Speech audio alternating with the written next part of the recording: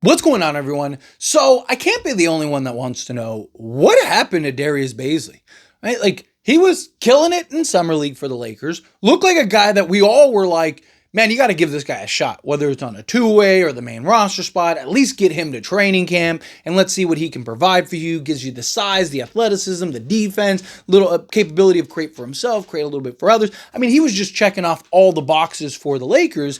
And it was like, this is a guy that, you can run at the small ball center, slot in at the four for you, right? Just give you some size, some athleticism, like a lot of the things that this Lakers team really needs, right? Particularly the defensive side of the ball. And then the three-point shot, it was like, okay, he showed some signs of it, but is it something that looked like it needed to be worked on and improved on? But look, nobody expected him to be a finished product, right? That's why he was in Summer League on the Lakers team. But he was a guy that just really kind of could have provided some help to this Lakers team. And many of us were like, sign us up, right? And then unfortunately he goes down and he gets hurt and it looks rough, right? He had to be wheelchaired out and we're all just like, come on, man. Like, poor guy. I mean, seriously. I mean, you never want to see injuries for anybody. Like, injuries suck across the board, right? But especially for a young man that is trying to make the league or get a return into the league and make a roster, do all this stuff, and he's working his tail off, and he's showing all the signs, all the promises. Even if he doesn't sign with the Lakers, somebody was going to pick him up. And then he just gets hurt, and it's like, oh, and it looked severe. It looked pretty rough, right? The problem is we haven't heard anything. Still haven't heard anything. Right? We don't know if it's an Achilles tear. We don't know if it was just a sprained ankle. We don't know what it was. ACL, what? We have no idea. They have yet to this day, from what I've seen, there's people that have speculated and rumored, but there's not been a report, which is really odd because usually there's reports. Maybe they did that for him, right? So he could kind of, because if it comes out and he's like, oh, he has an Achilles tear, the chances of him ever getting a roster spot anywhere, even with the Lakers, is probably very slim, right? Because he's already a guy that's out of the league, and then now he's having an Achilles tear and in a summer league. Like, it could paint a bad picture for him. So it could be to kind of protect him, kind of keep things under wraps, keep things quiet, let him just go, he'll recover. If he misses the year, by that point, everyone's forgotten. Everyone just remembers that he balled out for the Lakers. He goes in, maybe gets another stint with the Lakers again. He balls out again for the Lakers, and everything's fine, and all of us go like, man, why did the Lakers? We're all yelling at the Lakers because they didn't bring him in last year, right? Like, maybe that is, and I'm hoping that that's the case, but it'd be nice to know, even just slightly, at least an idea. Like, they didn't even come out and were like, he has a leg injury. It's almost like they just swept it under the rug and just left it alone. Okay, fine.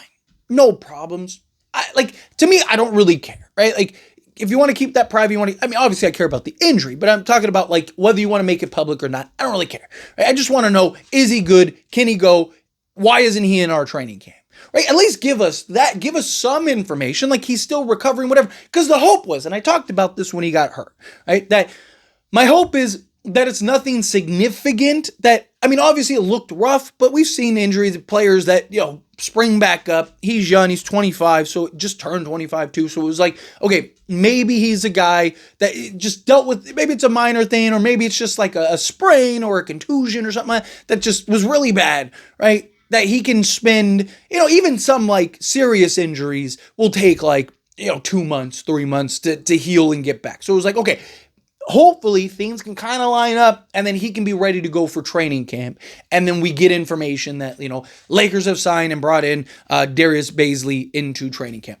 I would have loved that. I would still love that. And look, maybe it still comes. Right? They just signed, Kyler Kelly. They're still bringing in guys for training camp. Right? So it's very possible that, maybe even while you're watching this video, we get news that Darius Bazley comes in and ends up signing with the Lakers. But it's odd because you would think he would have gotten signed in the same wave as the other Summer League guys, right? Kaluma, RJ, and Augustus, right? Like that you would think that when they signed and brought those guys in, Darius Bazley would have gotten signed as well. But look, if it's a serious injury, he might be still recovering, kind of working on himself, getting things right. My guess is he's probably, because I think we would have heard something by now. My guess is probably pretty significant. I don't know. I'm not a doctor. We don't have any information to go off of. But usually, if there's nothing, they say, no news is good news. But just given the circumstances of this situation, for a guy that's trying to make the roster, if he was already on the Lakers roster and signed up for 3 years, yes, would all want to know. But I think you can make the argument no news is good news. They're just, they're probably just being precaution, right? Or giving precautionary, the precautionary reasons type thing. Okay, cool. But that's not the situation.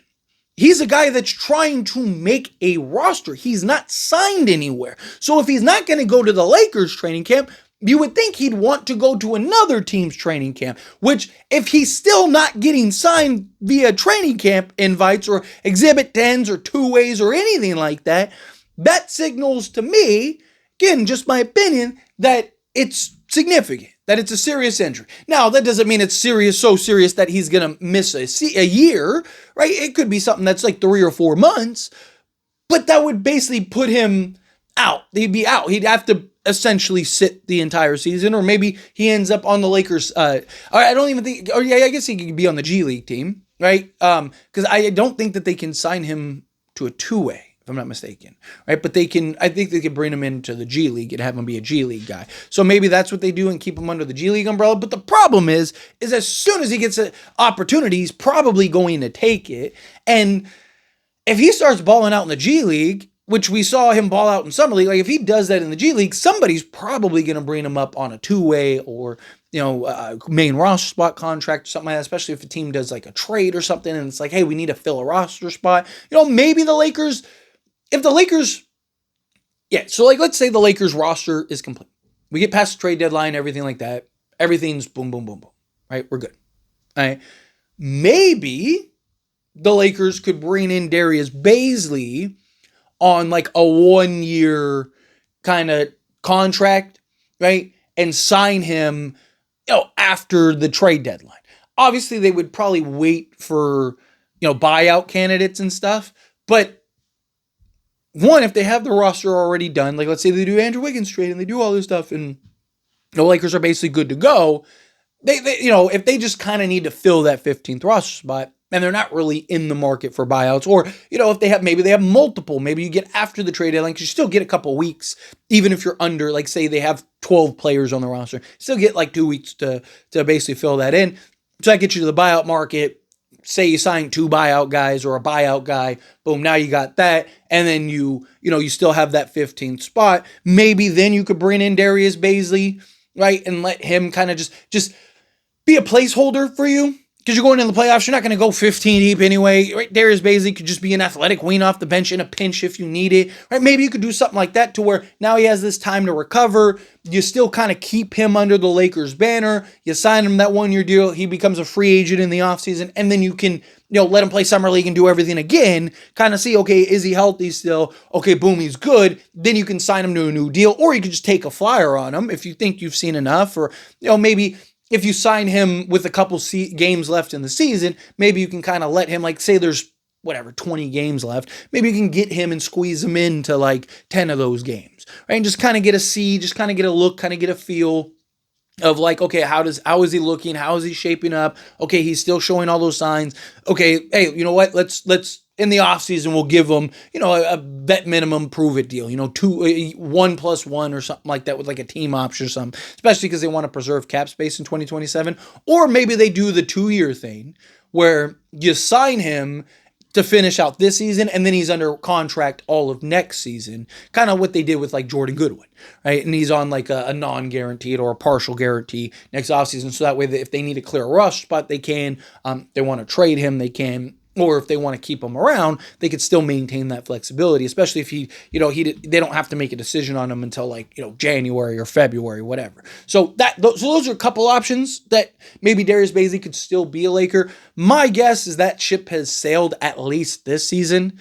My guess is that, again, probably dealing with some significant injury, probably going to spend this season kind of rehabbing, getting things right, especially if it was like an Achilles tear or something. I mean, you're talking, even he probably won't be right till even beyond next summer league. So maybe he gets a training camp invite next offseason.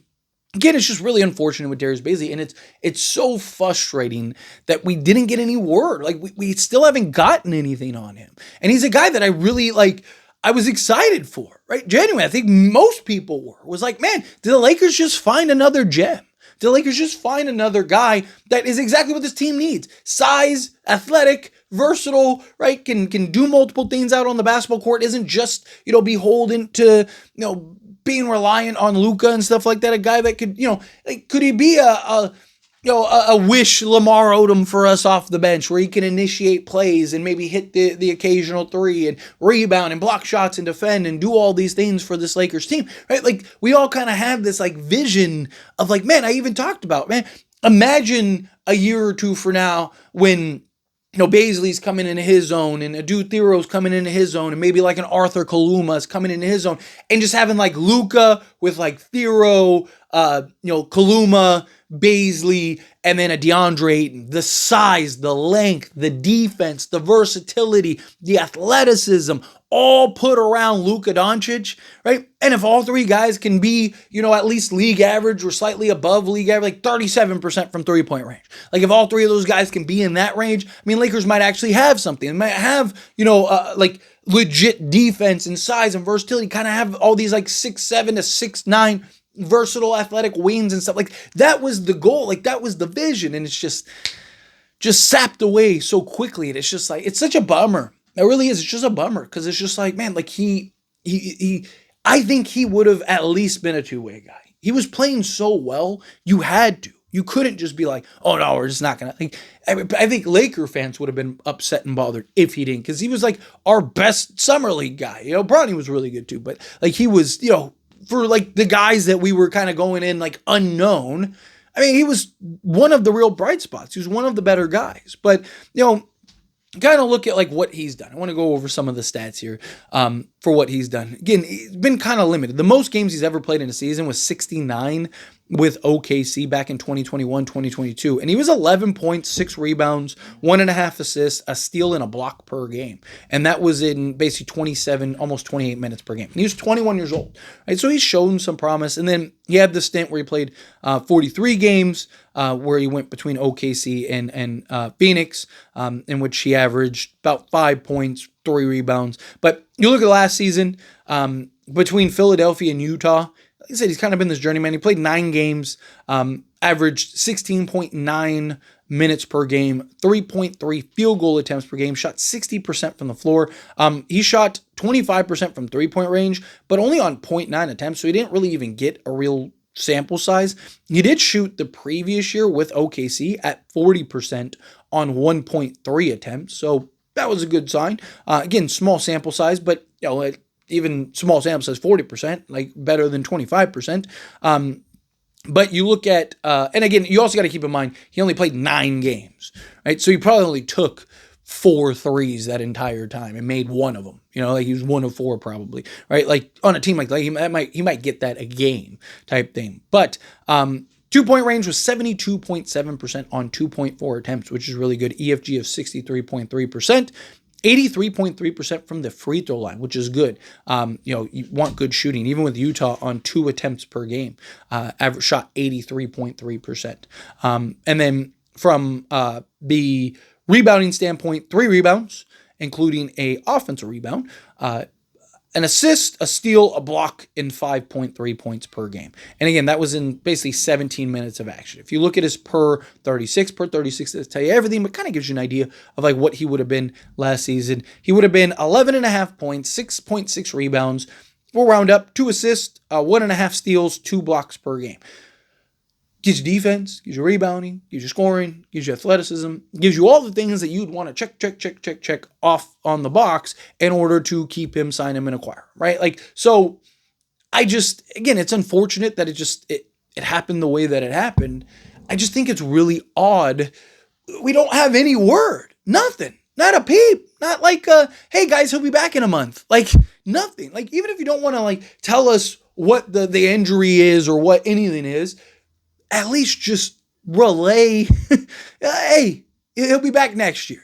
Right? Just so we're not like wondering. It's just like all these guys are getting signed, all these things are happening. It's like, oh, what about this? Like, okay, well, what about Darius Bazley? What's going on with Darius Bazley? It's just, it's disappointing.